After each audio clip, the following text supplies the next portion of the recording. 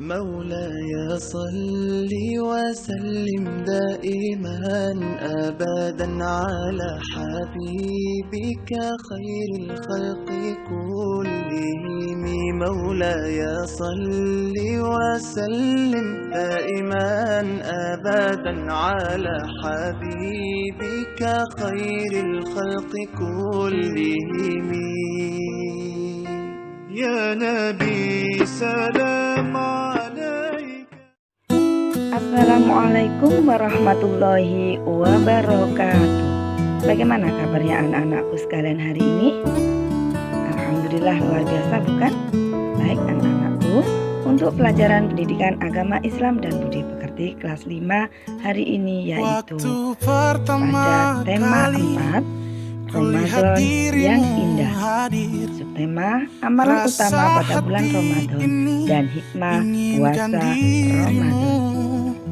Sebelum kita memulai pembelajaran, marilah kita berdoa kepada Allah Subhanahu wa taala.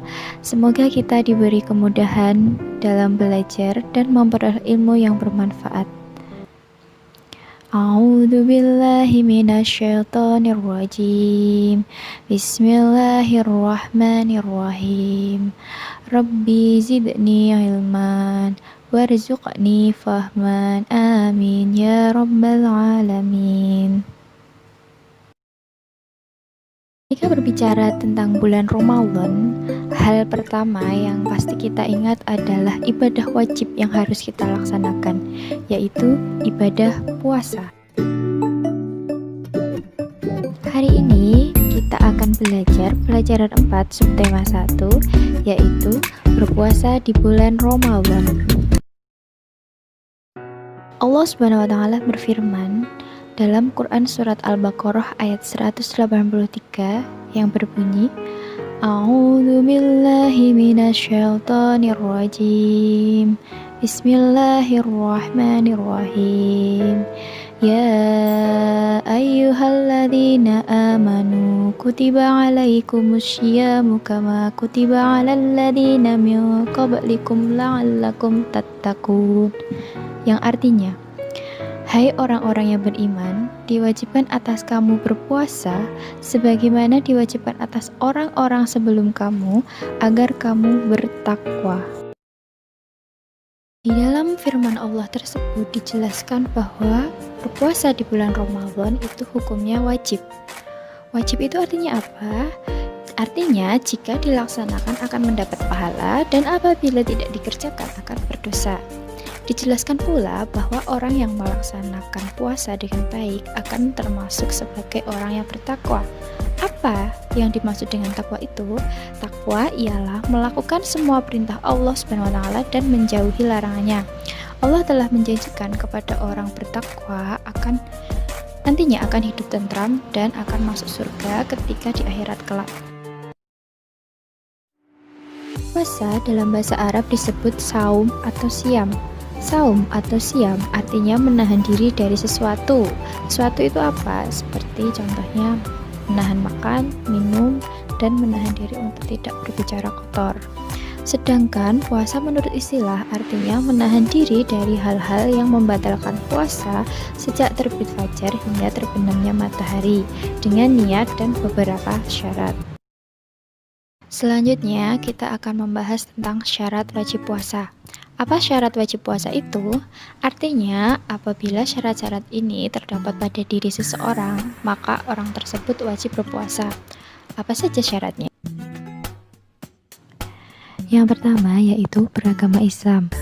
Artinya, orang yang tidak Islam tidak wajib berpuasa. Yang kedua yaitu berakal sehat. Artinya, orang gila atau hilang akal itu tidak diwajibkan untuk berpuasa. Yang ketiga yaitu telah balik atau dewasa. Artinya anak-anak yang belum balik tidak diwajibkan untuk berpuasa, tetapi boleh belajar untuk berpuasa. Yang keempat yaitu kuat berpuasa.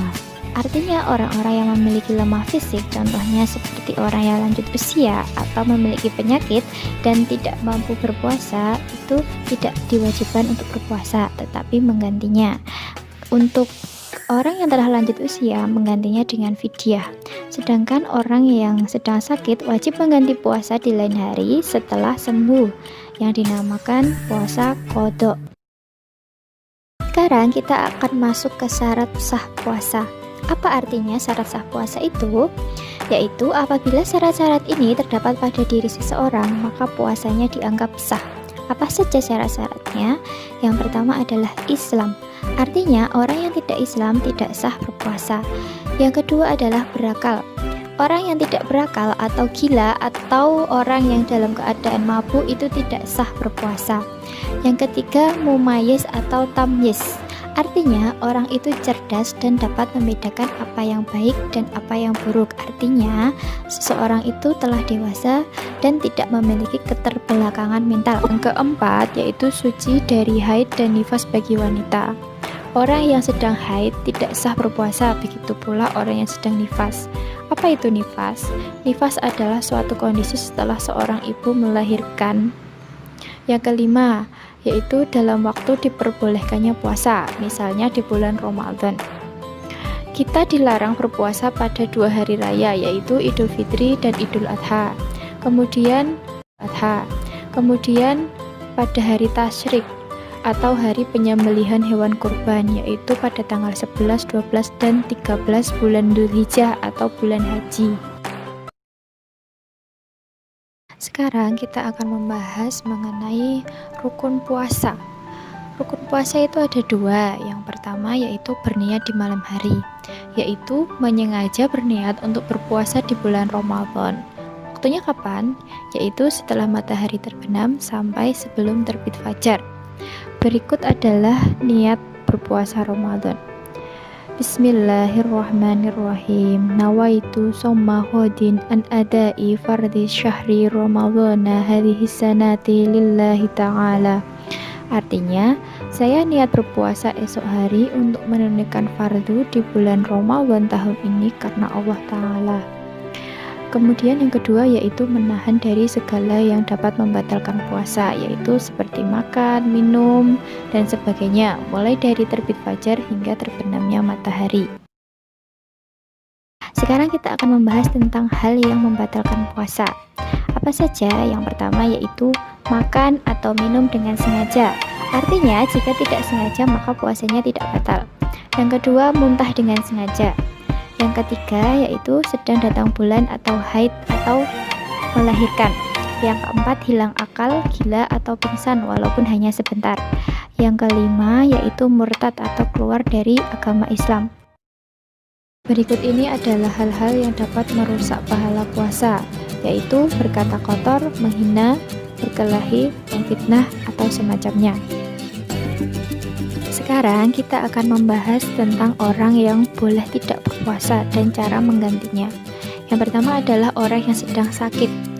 Orang yang sedang sakit boleh tidak puasa, tetapi apabila telah sembuh, ia wajib mengganti puasa di luar bulan Ramadan.